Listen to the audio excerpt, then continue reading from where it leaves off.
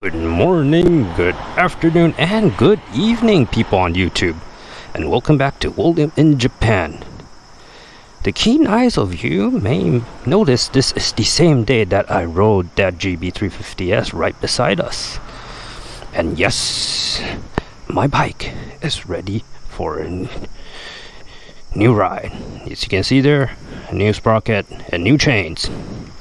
Well, frankly speaking, nothing much will change, but let me take the chance to have a quick chat with you guys on how this bike and my future plans for it will be like. Stay tuned.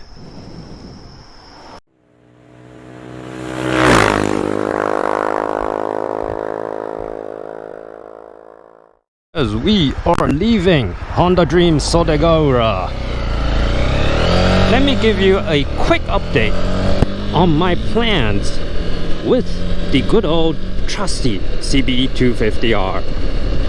So I mentioned this back in a bit that I may be switching it out for a CB400SF. Oh, unfortunately that plan has fallen through, and due to financial circumstances I am not capable of getting a new bike just another year after I got the Ducati Supersport. So this is the reason why I got the new sprocket and the new chain for this little, not a beast, but this little motorcycle. So I got a Sunstar, really normal Duramin rear sprocket, same teeth. I did not switch out anything. Front sprocket is also from Sunstar, but nothing special there. It's basically the same one from the OEM, but the chain, I got an RK golden chain. I think it's the 520 ZXW, which is a very high endurance and high performance drivetrain. But frankly speaking, this only has 27 horsepower. It's not going to make a lot of difference. But on the good side, the OEM bike, the old chain and sprocket, actually makes a lot of rattling sound. I don't know why is that the case. Sometimes Googling it, people say because Honda want to keep this bike cost down, they skipped over the chain guard, the little cushion rubber thing. But I don't think that is true. And after switching out to this chain, definitely the chain rattling noise has gone away. So I think it's more with the OEM chain problem than Honda skipping out on extra parts. But in the end of the day, the last drive chain and my sprockets lasted for over 20,000 kilometers. Yes, I know people tend to switch it out way earlier than I do, but I do conduct a very thorough chain cleaning every 200 kilometers, and I do clean my front sprocket as well, opening the lid, the front sprocket lid, cleaning up everything inside, keeping everything nice and shiny in order to maintain my bike's drive chain usable life, basically. And at the end of the day, even the OEM cheap things, I got a very healthy 21.7k kilometers out of them. I bet that is more than enough for the cost. But I digress. Back to my future motorcycle plans.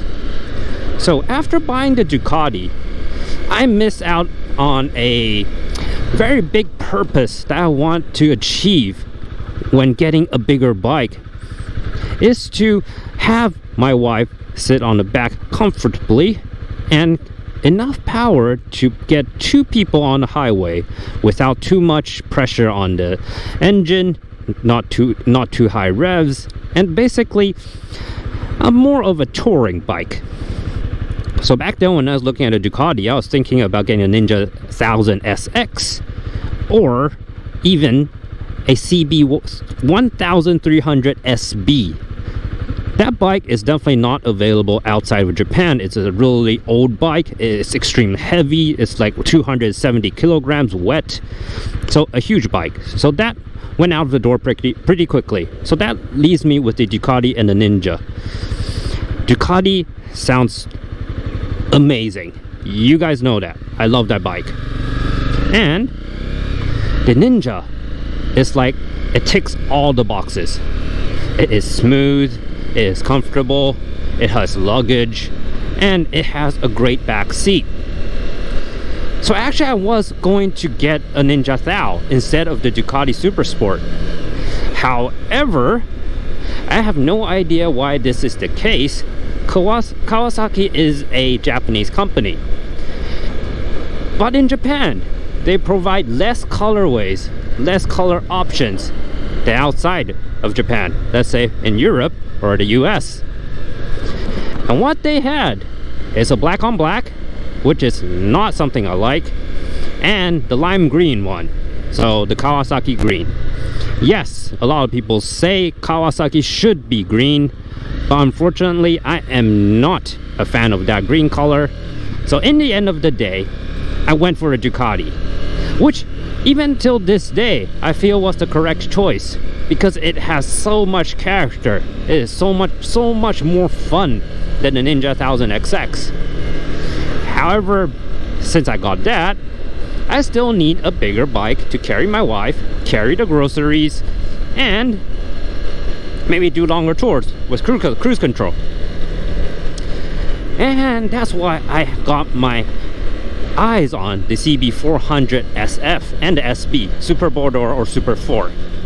Both of those bikes don't have cruise control, since again they are old bikes. Basically no updates were done to them for the past 15 years. Yes, they have upgrades on their engine, they have tweaks on their VTEC, but in the end of the day, the same frames, similar suspension, similar engine really doesn't give them a huge props over modern machines. The only good thing is it has a huge seat, because it is such a old motorcycle. They have that old UJM design, a banana seat, upswept tail.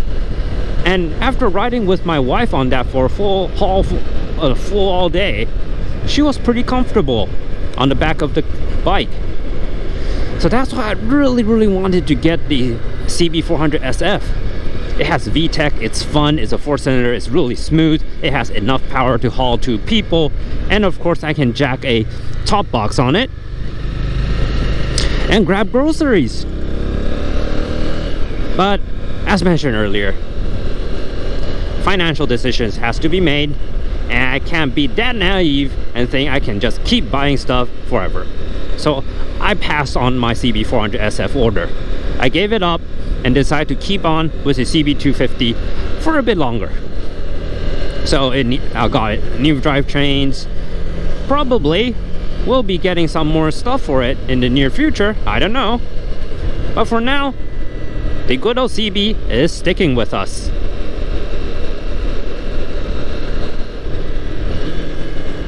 Okay. Now, after riding this a bit, as you can see, it's about like what, 5 minutes, 10 minutes only? It definitely can feel that the drive chain is way more smoother. There's not much rattling sound, and not much, how do I put it? It feels more direct with the throttle hand. When I put when I add gas through the throttle, I feel acceleration below me. And that's something I lacked with the OEM chain. Of course, there will be some effect due to it being super old. It's 21k kilometers old, which is way over its use limit, I must say. But even when it is new, when the old OEM drive chain was new, it rattles like there's no tomorrow. When you cruise through people, and if you pull in the clutch, the chain rattling sound is the only thing that people can hear.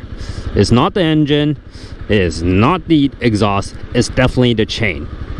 Yes, when you're not pulling the throttle, it's really hard to hear modern bikes anyways, but the point is, the chain noise is incredible. So now, I bet it is way more quieter and it's a lot smoother for sure. Yep, maybe it's because of the old chain slack giving me that lack of direct power feeling. Anyways, with this new chain, it definitely feels way more connected with the throttle. Right, let's put it onto the highway and see how it performs on a bit higher speed.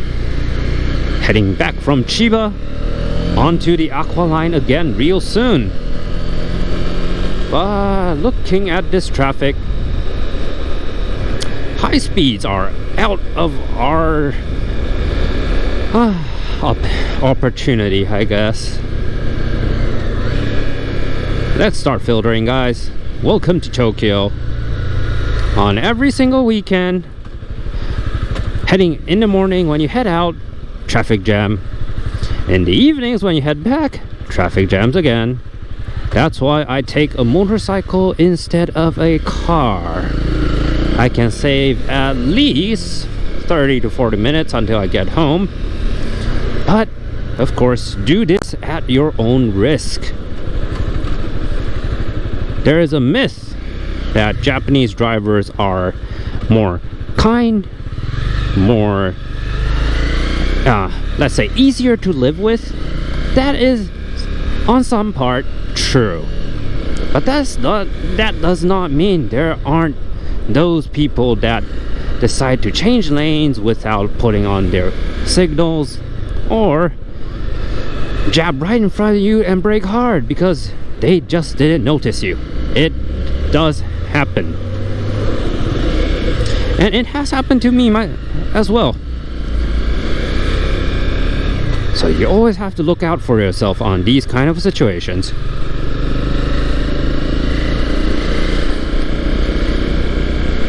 Some people like to take a more aggressive stance on riding. Say when they have the right of the road, people should let them go through first. They'll stand in their way and make themselves noticed and basically stand their ground and make sure they have priority. But frankly speaking, you're on a motorcycle, guys. Oh, that sucks. We lost one lane, I think due to somebody forgetting their ETC card. Unfortunate. Anywho, where was I? Yes, when riding on a motorcycle, wear your gear. I am not wearing my gear, so I am sorry, this is not a good example. But if you can, even hot days, wear your gear. My gear is in my top box right now, which should be on me, really. But anyways, couldn't keep my jacket on today. Way too humid.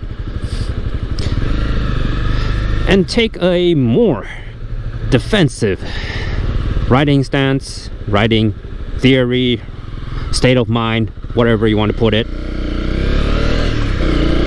If you get hit, it's you who gets hurt. It's definitely not the guy inside the car. They have airbags, there are seat belts. You have nothing. So yeah, if they tend to cut into you, squeeze through you, let them do it. Since we filter anyways, right?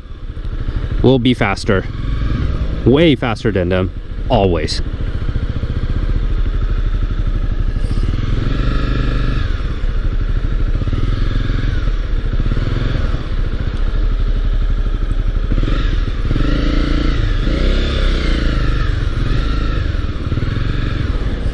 Okay, we're through, guys. Let's go. Onto the Aqua line. We are filtering, so I am definitely not going too fast on this.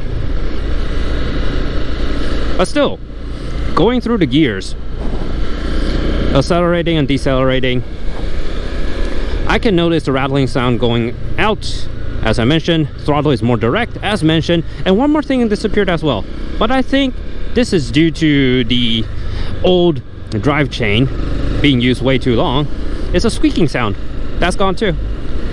Usually back when I was still on the old drive chain, there was a squeaking sound when I accelerate, but that's gone for sure.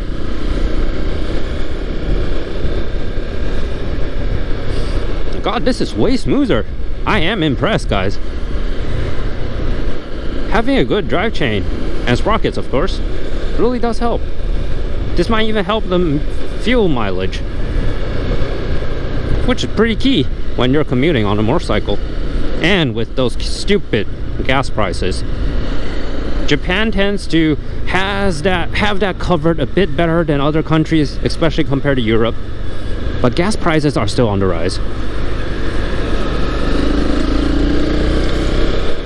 Especially with the weak yen, everything is in inflation, similar to anywhere else in the world, guys.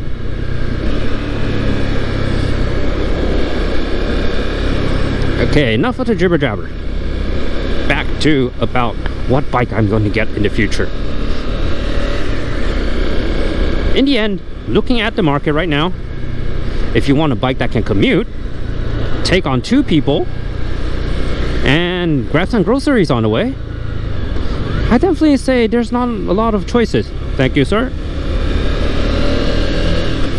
A lot of choices left. And in the end, I will still want to get a CB400 SF someday. I can't get a new one right now, and you can never get one new since it is out of production as of November. And every single bike manufactured until the end of next month has already been reserved. I got a reservation once. I canceled it. Still regret it to this day. But no can do.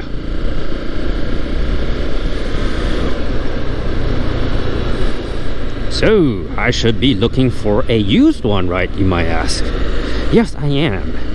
But unfortunately, since it is also the last 400cc 4-cylinder motorcycle, used motorcycles, the price of them are shooting through the sky right now. And I mean it. It is incredible. Extremely expensive, even more expensive than new bikes, which is stupid in my opinion. So I have to wait a bit until everything cools down a bit. This corona supply chain problem has disappeared, and then I can maybe start looking for used bikes again. My Ducati Supersport was the first new bike I got. My first bike, of course, was used. This bike was a demo bike, so it was licensed. It got a license plate by the dealer. I bought it off the floor, so it's basically a new bike, but technically it was a used bike. So for a new bike through and through, my first one was the Ducati Supersport. I tend to buy used bike more, look at used bike more, because it doesn't really have a meaning to get a new bike when you can just get a nice price off with almost the same thing. Especially those being only ridden less than 10,000 kilometers. Those are at tons in the Japanese used market. Oh, of course, back before the corona thing. So you can grab them up cheap and get rather new bikes. If you are going to get a bike in Japan, definitely look out for used bikes. New ones are really for those people who like shiny stuff, I guess. Everything needs to be perfect. They want to keep it perfect. And they want to have shiny new things. I ain't not those kind of people. So I'm pretty okay with getting used ones. Thank you, sir.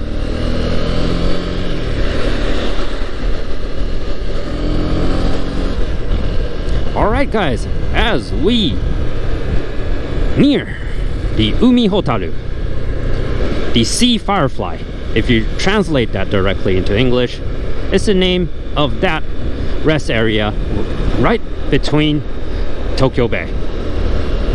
It's incredible.